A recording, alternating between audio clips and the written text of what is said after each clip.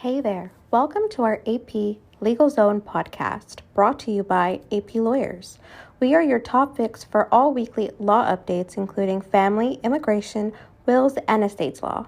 Just a friendly reminder, we are not your lawyers, and everything contained in this podcast is for entertainment purposes only and not to be construed as legal advice. Be sure to subscribe to our podcast so you can stay connected with any updates and get notified about our new episodes.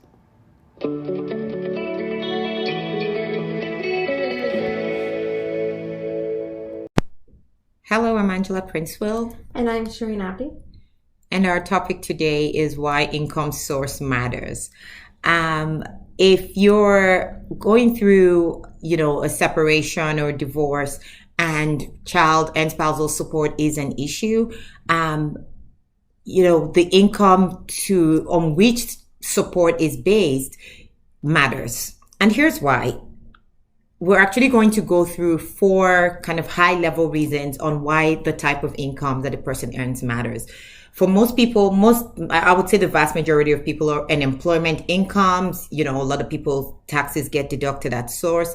And so it's easy to overlook people's respective sources of income. And also bearing in mind that some people have combined sources of incomes, right? So a person may earn employment income while also earning rental income, for example. Or investment income. Yes. So it's important to isolate and look into each source of income because you may be shortchanging yourself if you do otherwise.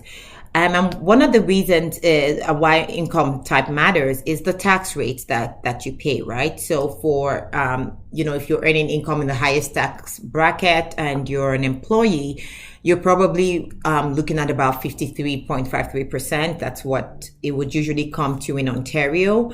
But if you earn that money, rather not as employment income, but you earn it as dividends, for example, and and there's a distinction between eligible and non-eligible dividends. But if it's eligible dividend, then you're looking at 39% tax rate.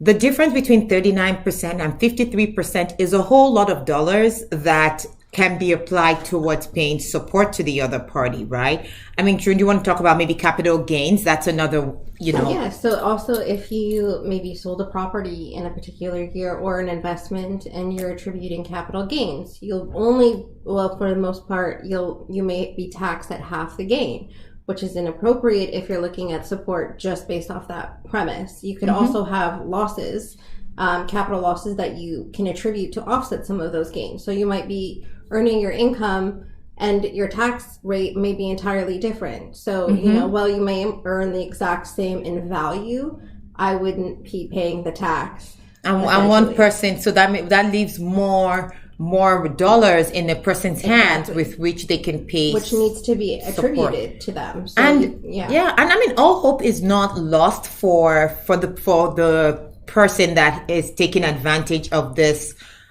would I say, lower tax opportunity, I guess. Yeah.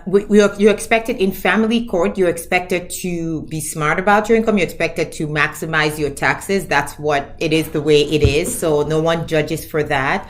But it's just the whole idea is to make sure that, the income type is given the proper treatment. So let's say for rental income, for example, it's not impossible to see a person with $100,000 in rental gross rental income, but end up with a loss in their net rental income. Yeah, and may have, 10,000 of net rental income. No, that's even if you even had the 10,000, it might not even be. I'm talking about even a complete loss. Oh, okay. And the problem with that loss is that it would offset their employment income. So now the employment income is now even lower. So it's important to look, or maybe not employment, but another source of income, whatever the case may be. Now, if you're in a conversation about how much do we use in determining, a person's support obligation, if you're the person that has these lower taxed income, you might want to show that it's legitimate, right? So if it's rental income, for example, it might be a fact that it's actually there's expenses that you're incurring. It's not impossible someone buys a property and has to invest a lot of money into it initially for it to become profitable. Even COVID, there was a lot of tenants that weren't able to pay. So it's not, beyond us to think that there would be a loss in rental income. We understand that. But what we want to know, what we essentially want to take care of is take a closer look.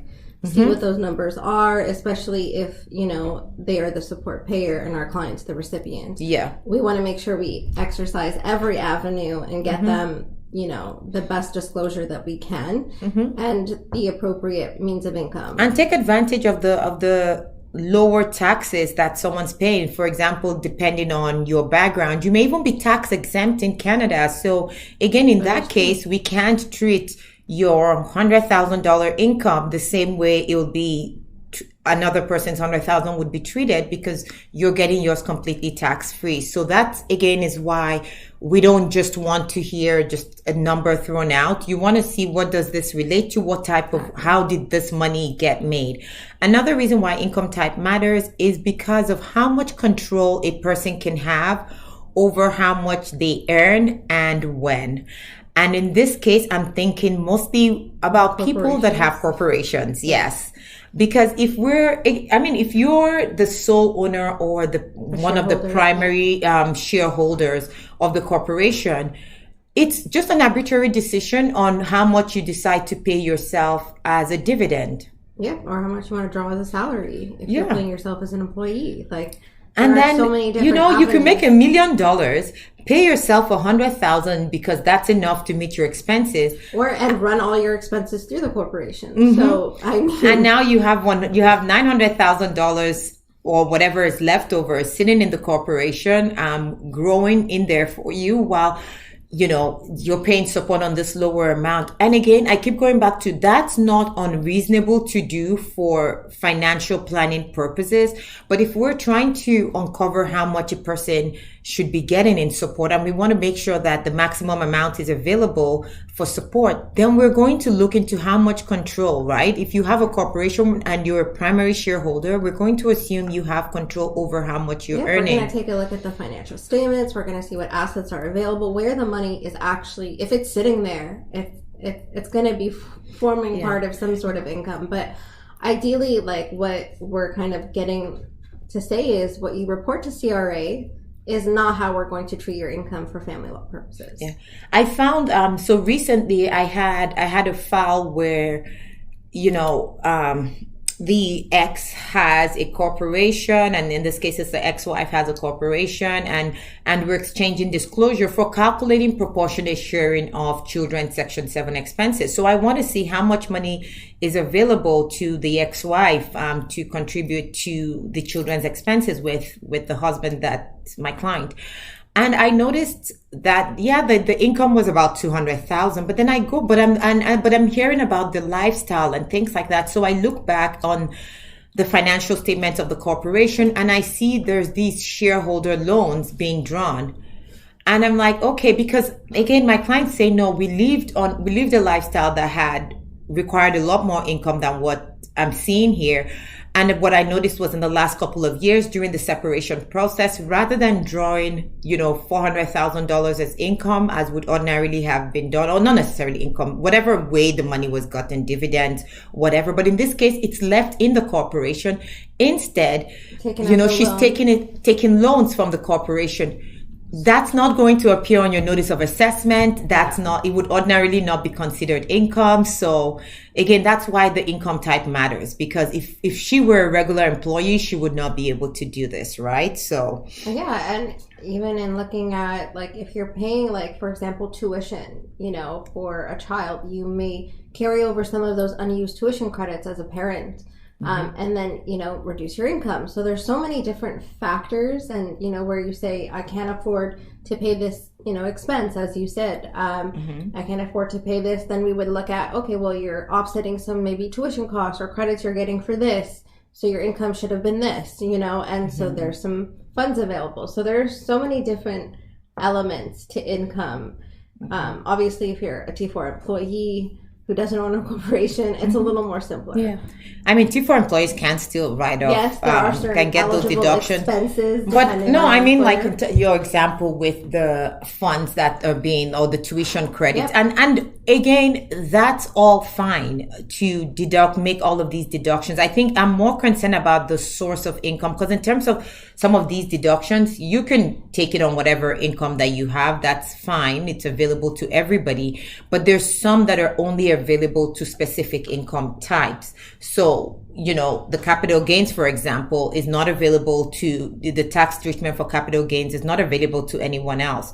The dividends, things like that. So if you have a corporation, the way you can control how much you earn and when you earn it, you have, for the most part, a lot of people have control. Corporations have control over their year end. So they can also, if they want to structure and time things to coincide with something that would suit them, all they have to do is adjust their tax years accordingly. And I could be looking at something. So again, there's room for, I'm trying to avoid using the word manipulation, but there's room for creativity. Accounting. That's what I feel like. So yeah, I've said it before and it's stuck with me. So we have to think about that. But the other reason why income types matter as well is the ability to deduct, personal expenses. You had touched on this a little bit earlier, Sherine, where you said, well, you can choose to draw zero income if you like, even, and then run all of your expenses through either your self-employment, your sole proprietorship, or your corporation.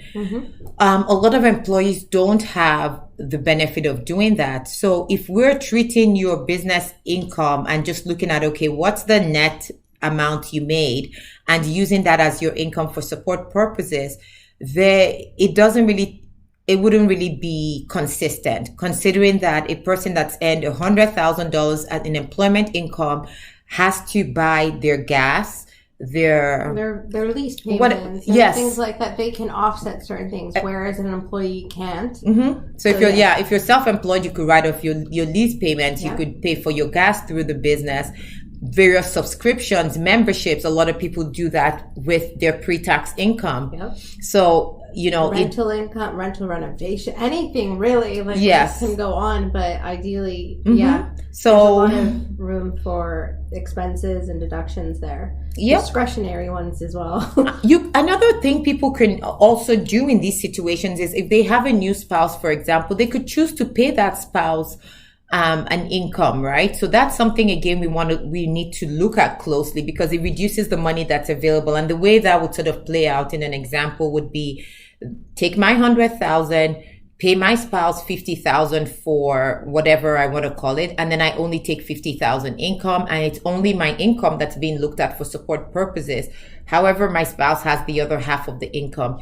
If the spouse is doing work that's valued in the free market as the $50,000 worth of work, that's perfectly fine. We're talking here about a scenario where it's just a way of splitting income and kind of reducing the amount of money that's available for support purposes.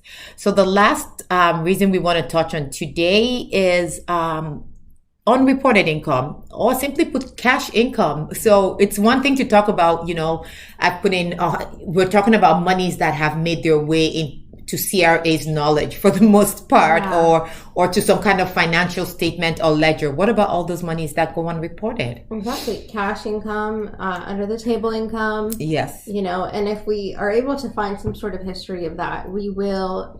It needs to be imputed. And we would also gross it up because it's received tax free. Yes. So there's different mechanisms, but yes, unreported income is a very important income source, also difficult to prove some of the times, especially because if it's at cash in hand and you're not depositing it into different tracing and sources. But, if you're, maybe have $100,000 of expenses, but only earn like $30,000 in employment income, and there's not a lot of debt that you've incurred, we're going to be raising our eyebrows just a little bit, and we're going to dig a little deeper, because there's some source of income that's not being reported. Absolutely. And all I can just think of is, I'm thinking back to our 100,000 example of income, capital gains, and now cash. So A person with an 100,000 employment income gets to pay, I don't know, let's say 50%. That could be wrong, by the way, but let's just say it's 50% taxes. Then the person that's on the capital gains income just gets to pay taxes on $50,000. So obviously they're not even paying 50% taxes. Then down to the person with cash income that gets to pay $0 in taxes. So clearly they win. They have like their $100,000 in cash, and that is fine. I mean, we're not here to enforce tax rules. That's up to CRA, and a lot of these could be legitimate. I mean, I don't know how the cash income would be viewed, but for the capital gains, it's all legit. Dividends, all those other things are legit. Expenses that are incurred, some of them might be grayish, but for the most part, their CRA allows that.